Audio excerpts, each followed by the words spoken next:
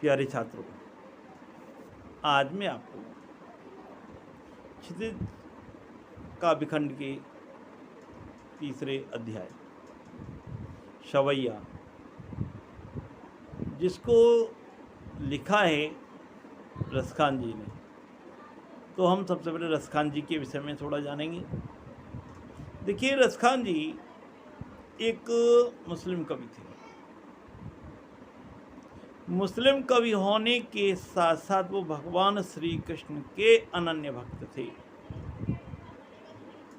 विद्वानों में इनके जन्म स्थान के विषय में मतांतर है, भिन्नता है, जो अभी अनिर्णित है।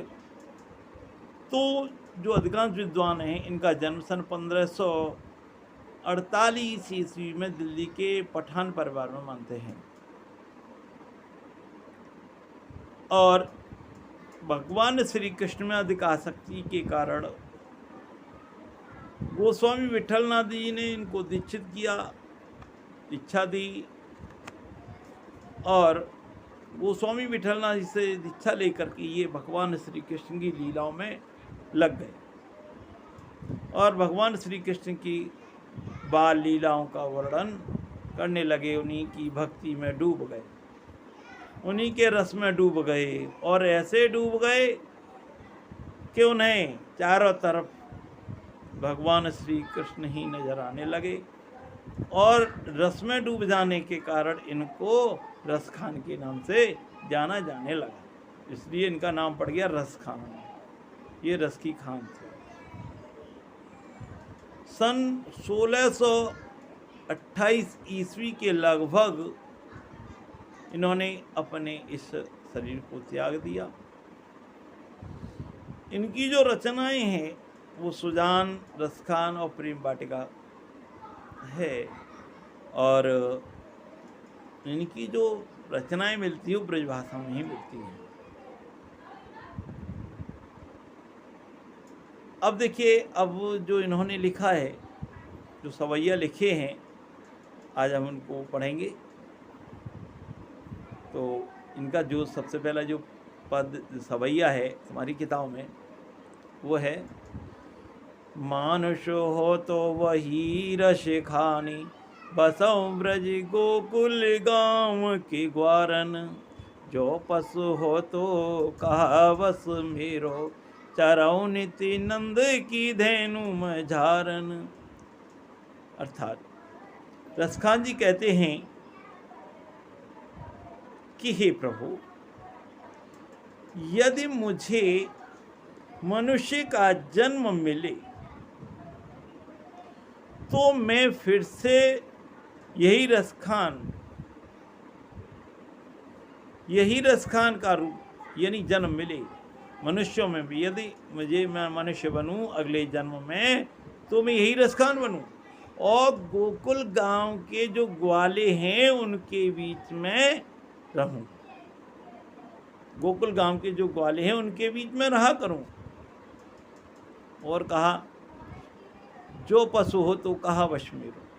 हे प्रभु, ये मेरे बस में नहीं है कि मुझे किसका जन्म मिलेगा, ये तो आप ही जानो। यदि मुझे पशु का जन्म मिले तो मैं पशु के रूप में, यानी जो गाय बनूं, जिनको,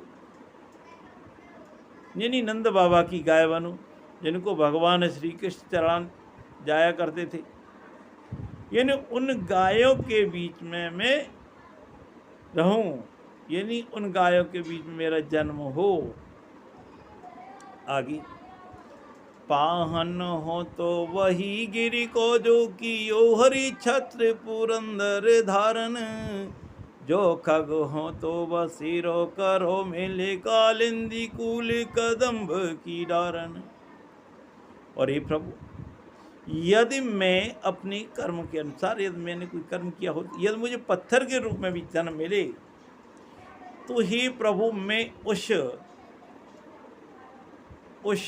पहाड़, यानी पर्वत का पत्थर बनूं। पहाड़ कहते पत्थर, जिस पर्वत को, गिरि कहते पहाड़, यानी पर्वत को भगवान श्री कृष्ण ने इंद्र के कोप से बचने के लिए, इंद्र के कोप के कारण जो वर्षा हुई थी ना, उस भारी वर्षा से बचने के लिए उस पर्वत को अपनी उंगली पर धारण किया था, उस पर्वत का पत्थर बनूं।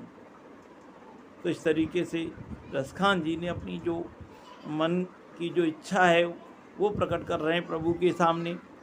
और कहा, पुरंदर कहते हैं यहाँ इंद्र, ठीक है, हरिछत्र पुरंदर धारण, तो ये मैंने बता दिया, धारण यानी धारण किया है। जो खग हो तो बसेरो करो, खग कहते पक्षी, और हे प्रभु यदि मैं पक्षी बनूं तो फिर बसेरो करो मिले, कालिंदी कूल कदम्ब कीरारन, कालिंदी कहते हैं यमुना नदी, कूल कहते हैं किनारे, कदम्ब कहते हैं पेड़, कदम्ब का वृक्ष, डारन डाली।